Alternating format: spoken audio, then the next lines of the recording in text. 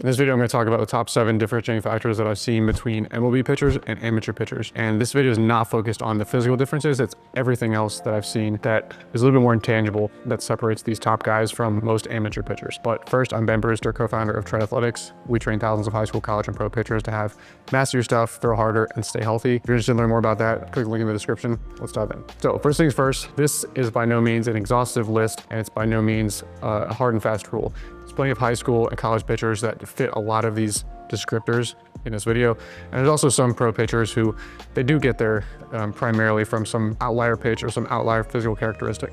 But again, these are just some general things that I've observed. Again, I've shared a locker room with dozens of big league pitchers, and I've also coached now through Tread. We've coached hundreds of MLB pitchers as well. So kind of a wide sample to choose from, really evaluating their approaches, their thought processes, their personalities, and figuring out what are some of these commonalities. So we're gonna count down from number 7 all the way to number 1. But number 7, the first one would be intentionality and or attention to detail. So these top guys really have a focus behind every single thing that they're doing across the board, but specifically when it comes to the throwing side, I really don't think I've met a big league pitcher who isn't hyper intentional about every single rep in their throwing routine and almost extreme obsessive attention to detail. Again, keep in mind, like everyone lifts at every level, just about. Everyone's throwing bullpens 2 or 3 times a week. Everyone's doing arm care routines. Everyone's doing a lot of the same stuff. So what actually becomes the differentiating factors? It's all these tiny details. It's the nuance that starts to separate the top guys who get the most out of it from everyone else. Can you imagine if you had to make the best pitch of your life right now?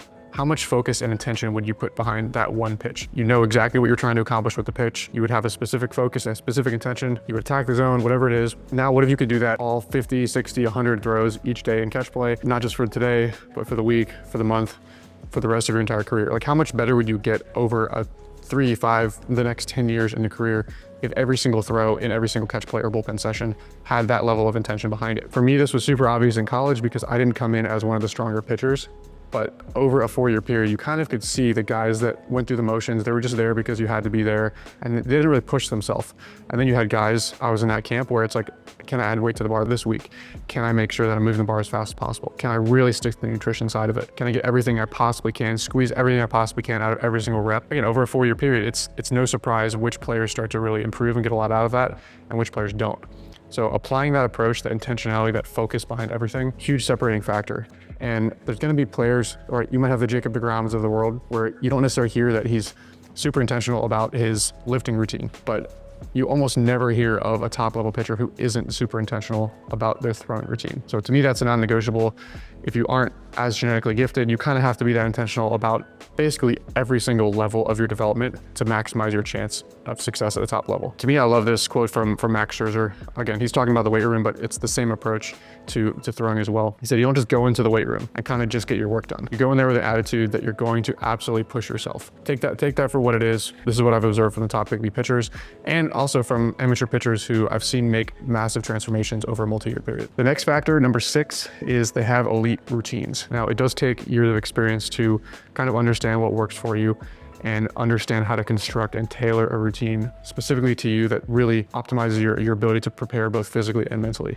But it doesn't mean that if you haven't had a 10-year big league career to really hone in on what your exact routine is, it doesn't mean you shouldn't have a routine. You got to start somewhere. Again, guys like Jacob deGrom, Clayton Kershaw, they are absolutely fanatical about their pregame routines, their pre-pitch routines, their in-between inning routines, and they're just so hyper consistent that it puts them in that very consistent mental, emotional, physical state before they go into each outing, before they deliver each pitch. And it just gives them a really unfair competitive edge over other players who maybe don't have that type of routine established. And so again, you can still decide and be intentional about having your own routine. Write out exactly what your pregame routine should be. You have to start somewhere.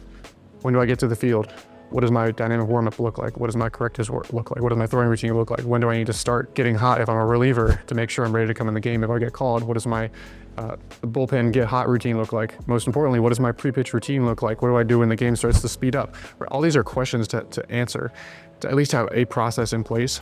Over time, you'll really learn what works for you. You'll be able to hone in on exactly what you need to make tweaks to, but at least you're starting with a baseline. So I would highly encourage you to start to learn about routines. Number 5 is that most of these guys are very elite compensators, and put differently, they have more of an external focus when they're actually throwing bullpens, when they're certainly in game, when they're competing. But what I mean by elite compensators, if you've heard that elite athletes are elite compensators, again, what does this mean? It means they're gonna find a way to get the job done no matter what. And so if that means they have kind of a sore knee or a sprained ankle, and so they have to, their body kind of figures out a way to still get to their release point, to still be competitive, to still deliver a quality start, quality outing. If it means that by pitch 100, their arm slot's starting to drop because their arm is getting a little bit tired, so they have to compensate a little bit around that with their torso or their posture. They're not thinking about that. They're not specifically sitting here trying to make an adjustment to their mechanics necessarily. Their focus is more external. And so you can have your focus be more over the rubber, internal. What's my glow arm doing? What's my back foot doing? What are my mechanics doing? You're thinking about your mechanics, or external, over the plate. When you're in competition, that focus needs to be over the plate. You need to be focused on executing, attacking, getting the job done. Again, you can't really perform under that type of pressure at that high of a level without having more of an external focus. So that's pretty much a universal. These guys are able to flip the switch back and forth. They can be a little bit internal focused, think about their mechanics in their drill work and catch play and certain types of bullpens.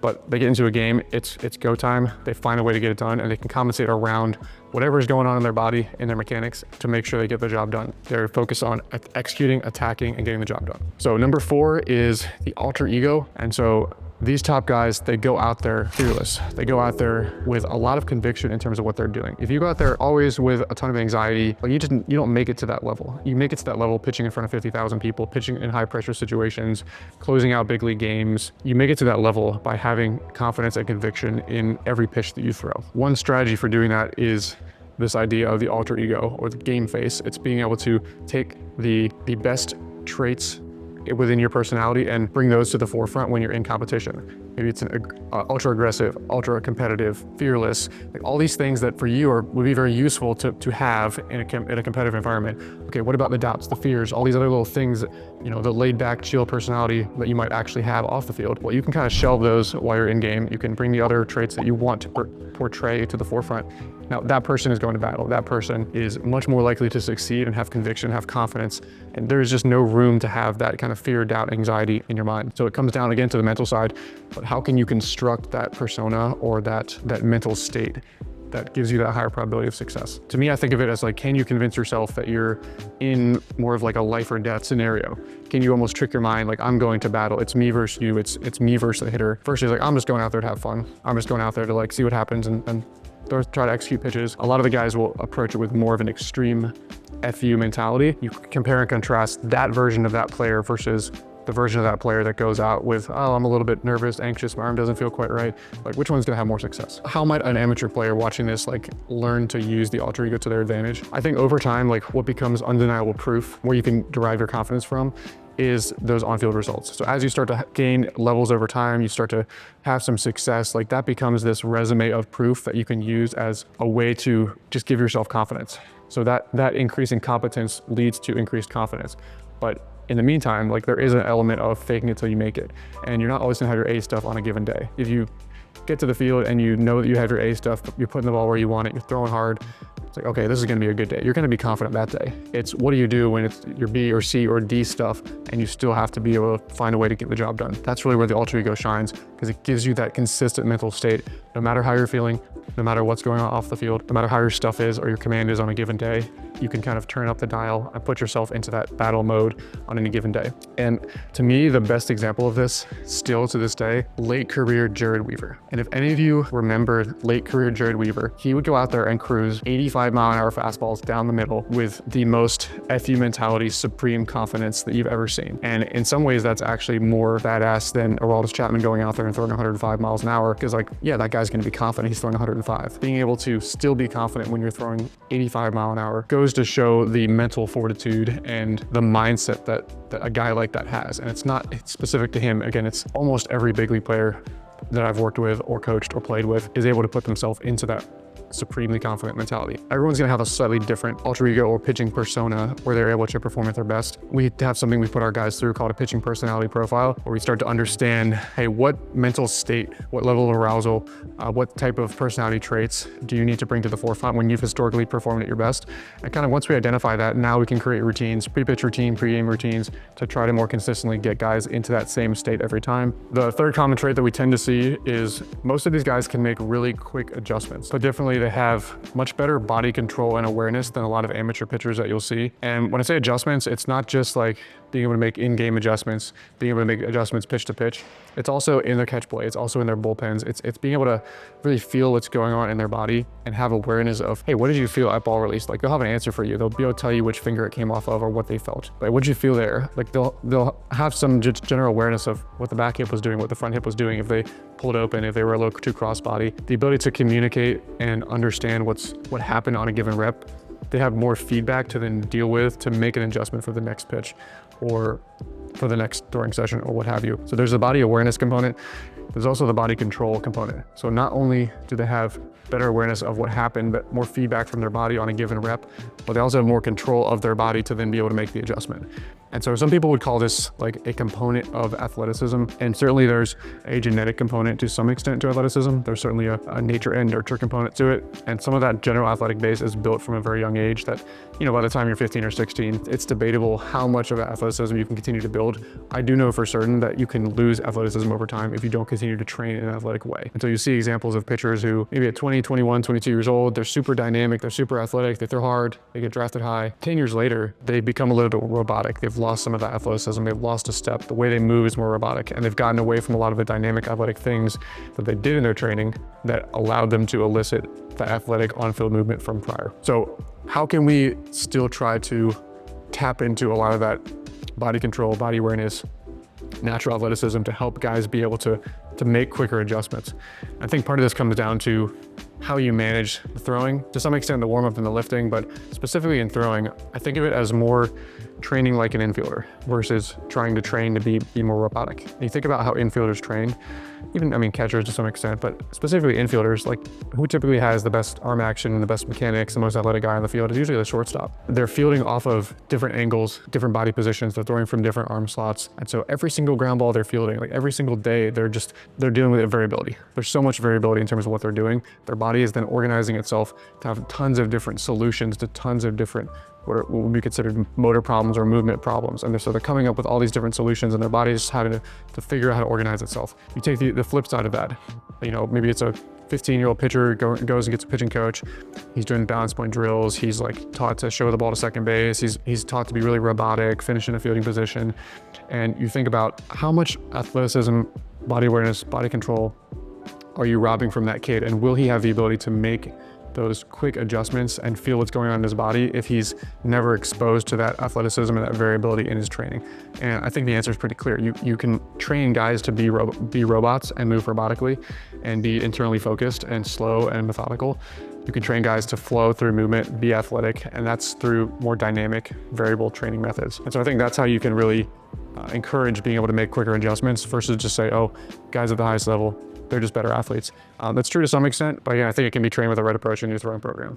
Number two is that most MLB guys are always searching for an edge. They're extremely curious about the problem. And so they're looking for any tiny sliver of edge that they can get that'll push them over the hump, because they know that the difference between maybe 1 or 2 miles an hour or a slider that breaks 5 inches of vert versus 0 inches of vert, or like these tiny things can be the difference between a negative 0.5 WAR season and getting released or getting cut, or, you know, a 1.2 WAR season and, you know, they're making millions of dollars the next year. Like these very tiny differences do start to add up at the highest level. It's very marginal differences in performance have a huge impact. They're extremely curious about the problem. They're extremely relentless about what little things can I do to improve. And so how can I get 1% better each day? It's really tough also to convince them that something is good enough. So sometimes they get in a really good spot, mechanically, command-wise, the pitches are in a good spot, they're having success. As a coach, the actual answer is like, we're good here, let's keep doing what you're doing. But a lot of times because they're so focused on finding an edge, getting better, it's like, no, what's the next thing? How can I make this even better? How can I make this even better? What do you see mechanically here? It just goes to show the attitude, never satisfied. What can I do every single day, every single off season to get better? Sometimes the answer is actually like, let's keep doing what we're doing and be consistent with it. Let's not over tinker, because sometimes over tinkering can be a detriment, but that is very much the mentality that you're dealing with. These guys are never just happy to be there. It's not like, oh, I'm just happy to be big leaguer. No, these guys are all trying to be all-stars. The all-stars are trying to get to their next contract or be a Hall of Famer. Like, they are not satisfied with just being there, just being happy to be on the team, just being happy to be on league minimum salary.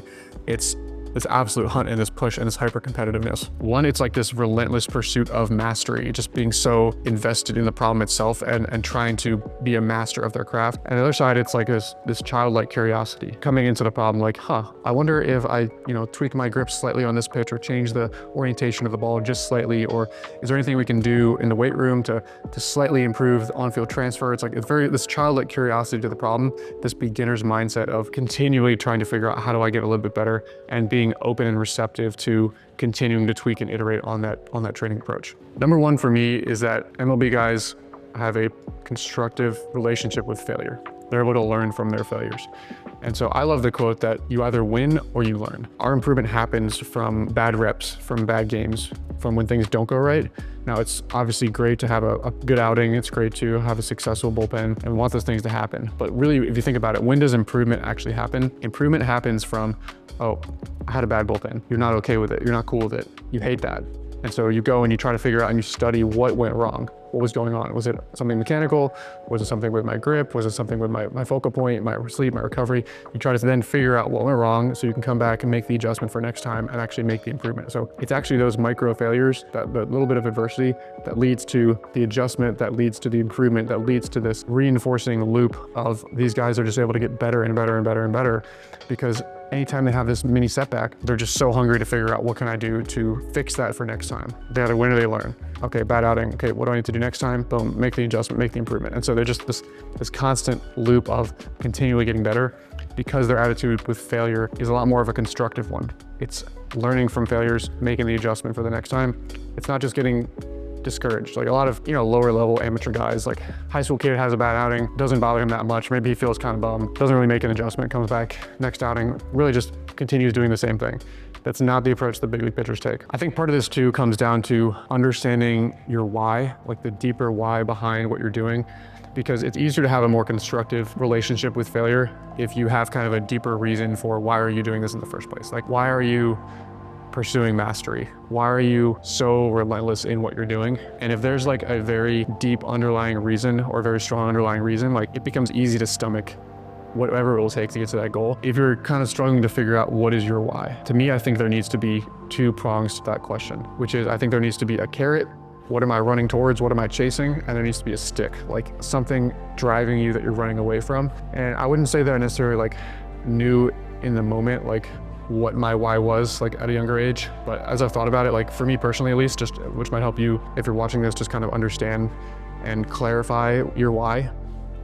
For me, what I was running towards was I was obsessed with trying to figure out what was I capable of? Like, can I uncover what this human body can be capable of as a guy who threw 73 as a freshman in high school? Like, yeah, I didn't make it to the highest level. I got to 98 miles an hour from the left side from a low slot. I didn't make it, but I was obsessed with figuring out like what is possible. I'm gonna go find out. And so that was what I was running towards. What was I running away from? To me, it was the fear of not really ever finding out or amounting to my potential, like not living up to my full potential, looking back at the end of my career and having regret in any facet. And so I can honestly say, looking back, like I got cut in 2016, and for the next 7 years, I went through 5 surgeries. I got to 96, 98 miles an hour. I did everything I could to make it back. And I can look at that with no regrets. And again, that was my biggest fear, was will I look back with regret that I didn't live up to my potential? I didn't do everything I could possibly do to get there. There's a deeper why behind most of these guys, which allows them to then have that positive relationship with failure. Again, you can then see that as, oh, that's just a minor setback. I'm doing it for a bigger reason than just fun. And so that's hopefully clarifying my approach to that and what I've seen in some of these top guys, and why I don't necessarily think that like chasing fun is the most important part. And so that's my list. Those are the top 7 things that I've seen to differentiate MLB pitchers from amateur pitchers. Did I miss anything? Drop a comment down below if you want to add to the discussion. You see any other differentiating factors between big league pitchers and amateur pitchers? But honestly, for me, like one of the big things that would have helped the most was having a mentor to kind of guide me through the process. I specifically included things here that are a little bit more controllable, a little more process oriented and separate from a lot of the genetic factors. There are certainly physical factors. There are certainly things building an athletic base from a super young age that you're not gonna be able to go back and change at this point. point in time. But a lot of these things are controllable, can be approached from your training mindset, from the alter ego, from routines, from a lot of these things that you can make the adjustment now, even if one or two of these things just resonated with you and you hadn't quite considered. So having a mentor, having somebody to kind of guide you through the process, having somebody to go back and forth with, to be able to problem solve through, to me is one of the most important things that I really lacked at the early stages of my career. Is I was just trying to learn this stuff myself. Again, that's why Trade was founded. That's what we're here for. If you guys want to learn more about our process, our approach, feel free to reach out, link below. Let me know if you have any questions or ideas for future topics, and I'll see you guys in the next video. Thanks for watching.